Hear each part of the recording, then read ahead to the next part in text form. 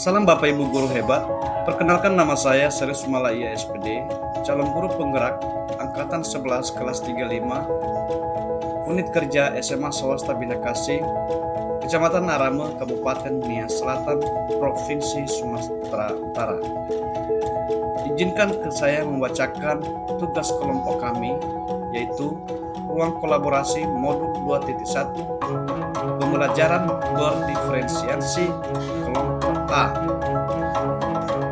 Adapun kami di kelompok tersebut ialah yang pertama Ibu Mawarni Nehe, yang kedua saya sendiri Seri Sumalaya, yang ketiga Bapak Sedihati Harefa, dan yang keempat adalah Bapak Tafau Nasehi. Definisi pembelajaran berdiferensiasi merupakan satu cara untuk memenuhi kebutuhan setiap peserta didik, karena pembelajaran berdiferensiasi adalah proses belajar mengajar di mana peserta didik dapat mempelajari materi pelajaran sesuai dengan kemampuan, apa yang disukai dan kebutuhan masing-masing, sehingga mereka tidak frustrasi dan merasa gagal dalam belajar.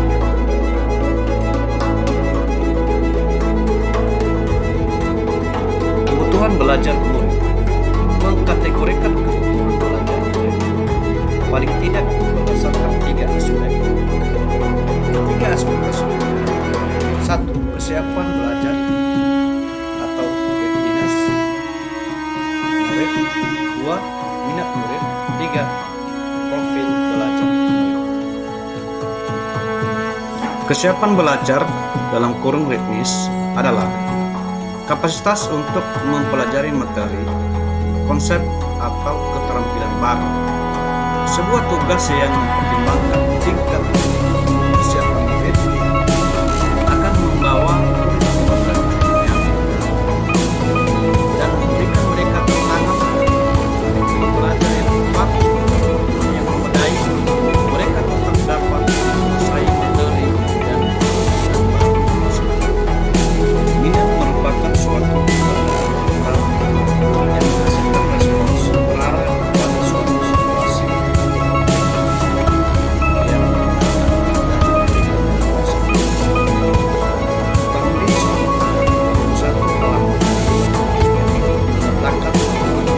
tujuan melakukan pembelajaran yang berbasis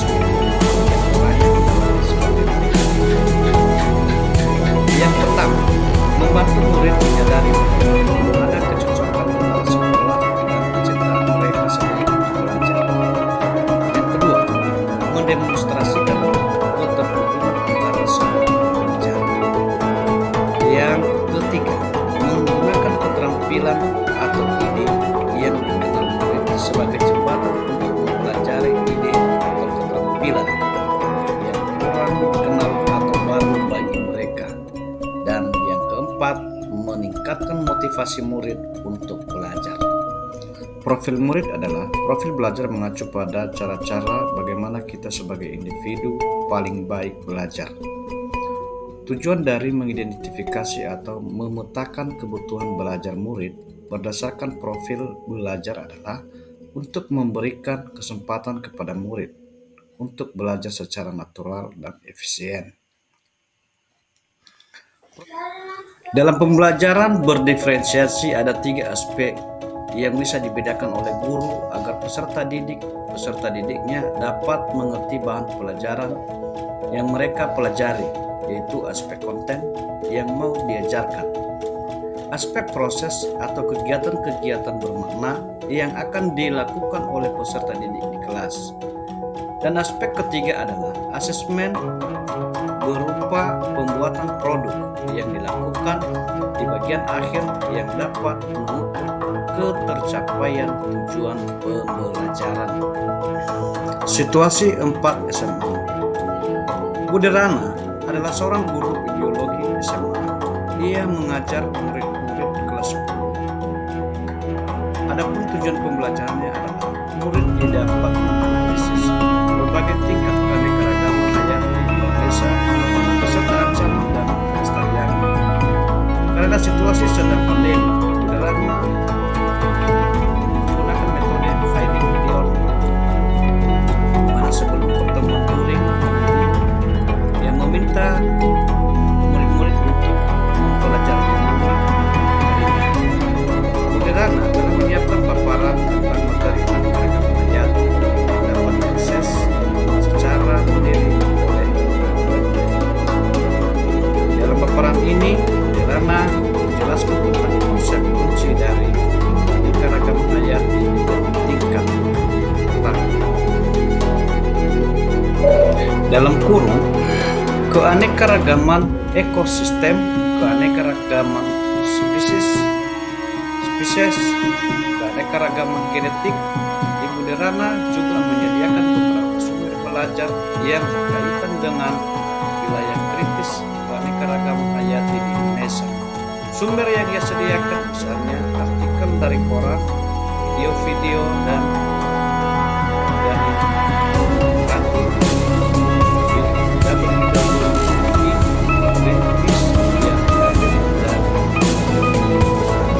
Untuk membantu murid-muridnya belajar mandiri, Budi Rana menyiapkan beberapa pertanyaan pemandu. Setelah tahapan belajar mandiri, murid-murid kemudian diminta mengikuti kuis tertulis dengan pertanyaan terbuka, di mana setiap murid akan diminta memberikan umpan balik tentang jawaban pemandu. Di Budi Rana memastikan setiap anak mendapat umpan balik. Lalu meminta murid buat jurnal refleksi yang harus dilengkapi sebelum mereka masuk ke tahapan pembelajaran sinkron melalui pertemuan meet dan tahap forum diskusi sinkronus. Guru memberikan pertanyaan pemantik untuk memulai. Pertanyaan tersebut diantaranya: yang pertama, tingkatan keanekaragaman hayati mana yang paling penting dilindungi terlebih dahulu? Mengapa? Yang kedua, kapan terancamnya keanekaragaman hayati ekosistem dapat mengancam keanekaragaman hayati spesies dan genetis? Mengapa? Yang ketiga, dan pertanyaan-pertanyaan lainnya yang dapat memperkaya materi dan pemahaman murid akan konsep. Selama proses diskusi daring, Ibu Budi Rana mengamati jawaban-jawaban murid untuk mengetahui apakah ada miskonsepsi yang dimiliki murid atau apakah ada murid-murid yang tampak belum paham. Di akhir diskusi, Budi Rana memberikan murid tantangan untuk membuat paket info digital yang mengidentifikasi ancaman pada satu lokasi di wilayah Indonesia yang membawa dampak negatif bagi 3 tingkatan keanekaragaman hayati, sekaligus berikut rekomendasi penanganannya. Budi Rana memperkenankan murid memilih sendiri lokasinya berdasarkan kasus yang nyata yang terjadi di Indonesia. Bentuk paket info digital pun bebas sesuai kenyamanan murid. Dalam kurung misalnya video singkat, poster digital, situs web, rekaman suara, dan sebagainya. Asalkan semua informasi yang disajikan sesuai dengan rubrik penilaian yang diberikan dan telah didiskusikan bersama. Murid kemudian bekerja secara mandiri berdasarkan tenggat waktu yang telah disediakan. Selama murid-murid bekerja, Budi Rana juga menyediakan sela-sela waktu tertentu untuk bertemu dengan beberapa murid yang berdasarkan hasil penilaiannya masih membuat kebutuhan. Dalam slot waktu khusus ini, Budi Rana menjelaskan kembali konsep-konsep serta memberikan banyak contoh. Soal pertama, dari skenario pembelajaran yang ditelah, apakah kebutuhan pelajaran berusaha diperlukan tersebut? Bagaimana strategi tersebut menentukan kebutuhan pelajaran murid? Tomlinson 2001 dalam bukunya yang berjudul How to Differentiate Instruction in Message Ability Classroom menyampaikan bahwa kita dapat mengkategorikan kebutuhan pelajar murid paling tidak berdasarkan 3 aspek. Ketiga aspek tersebut adalah: 1. Kesiapan belajar, 2. Minat, 3. Profil murid. Nah, kesiapan belajar pada situasi sederhana yaitu: 1. Meminta murid untuk belajar materi dalam menyiapkan paparan tentang keanekaragaman hayati yang dapat diakses secara mandiri. 2. Menyiapkan beberapa pertanyaan teman dan meminta murid mengerjakan tulis dengan pertanyaan. Dan 3. Memberikan pemantik sebelum memulai diskusi. Dan 4. Meminta murid keluar dari refleksi. Selanjutnya, minat pada situasi pada siswa. Sederhana.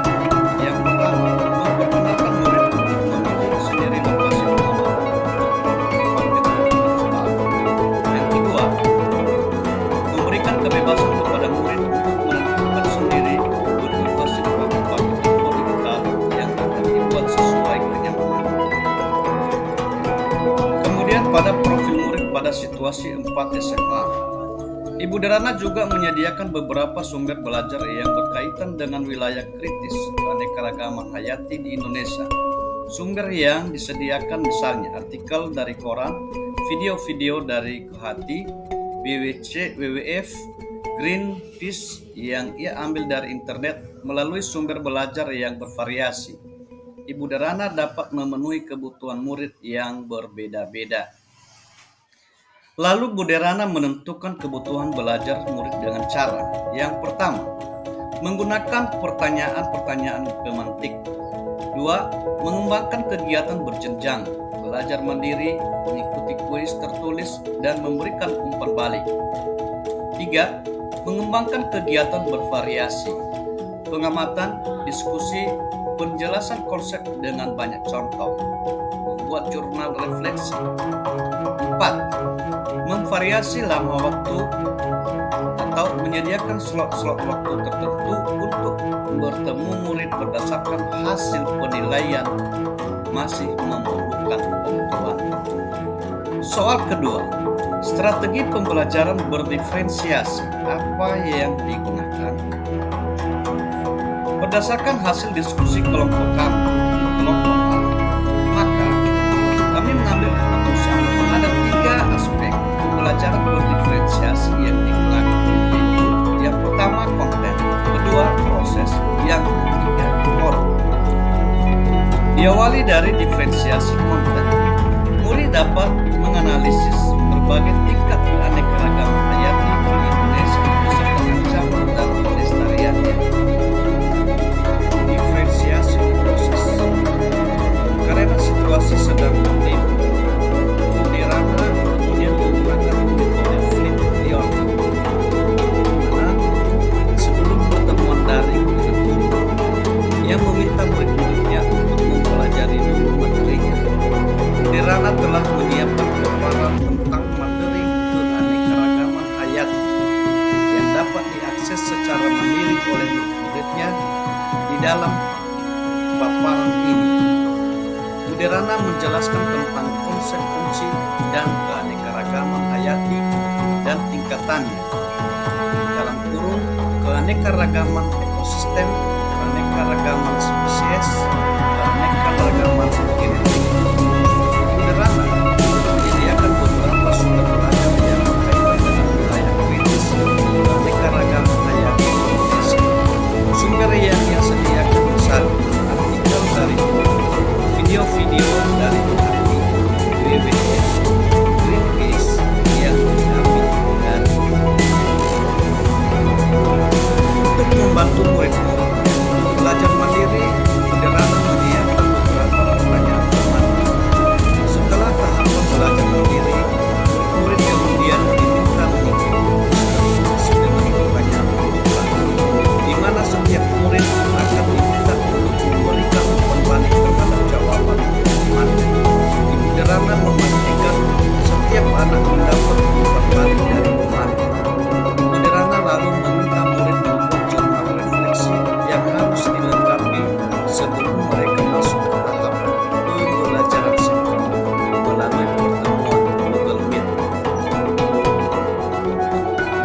Inisiasi produk, Uderana memperkenalkan murid memilih sendiri lokasinya berdasarkan kasus yang nyata terjadi di Indonesia.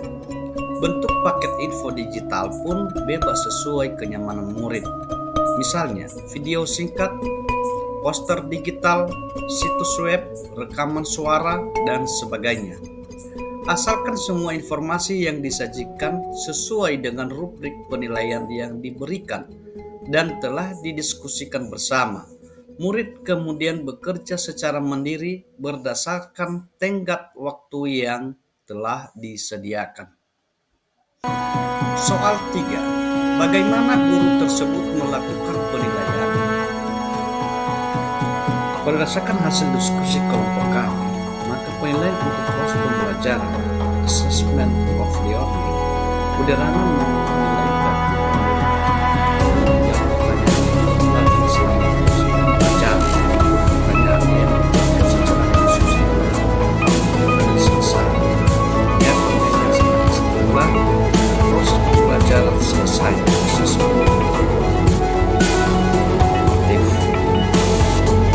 Penilaian sebagai proses pembelajaran assessment of learning, Uderana meminta murid untuk mengikuti studi setiap menggunakan balik dan menginvestigasikan balik dan temannya.